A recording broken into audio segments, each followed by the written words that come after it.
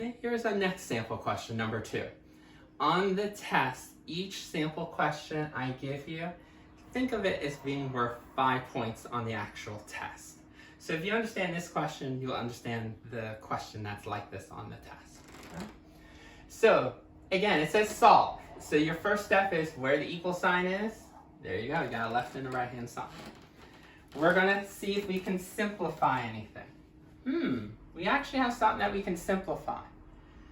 Coefficient variable, coefficient variable, coefficient variable. Notice these all match on one side of the equation.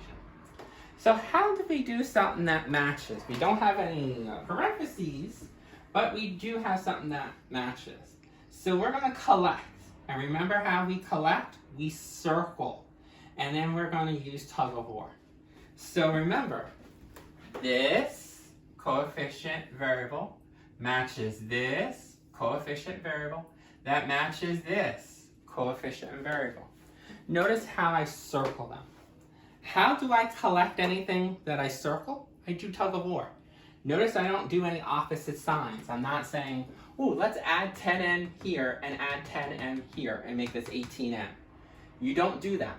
Reason why? Because to keep this balance, if I add 10m here and 10m here, you're not doing anything on this side. So it's not balanced.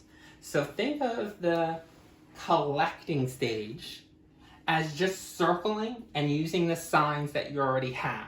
You're not doing any additive inverses. Okay? So let's look at just these two first.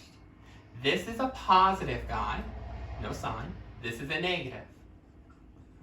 Remember, when you have a positive and a negative, subtract. 10 and 8, when you subtract, you get 2. Now remember, these are variables. It's like saying 8 markers, take away 10 markers, leaves you with 2 markers. Notice the m, the variable, did not change, okay? I don't want you to say m and m cancels out to be no m's. These are labels, so 8 markers, take away 10 markers, you have 2. What are they? Markers. Keep the same label. They don't become m squared, they just become m. Now who wins the tug of war? 8 players or 10 players? Team 10. That's team negative. That means this answer is going to be a negative 2m. Right? Now we didn't touch this 6m. These two were able to be combined to get to this. Bring this down now. So now I have a negative 2m and now a positive 6m. Remember, because these are in the same side of the equation, we're collecting, we're not moving. So I didn't change the sign of this guy. So use your tug of war. This is a negative. This is a positive. Remember, when you have two different signs, you subtract. So 2 and a 6, subtract, you get 4. Remember, keep the same label, markers. Now, who has the more players? 2 players or 6 players? Team 6 wins, so that's team positive. So our answer is going to be a positive 4m.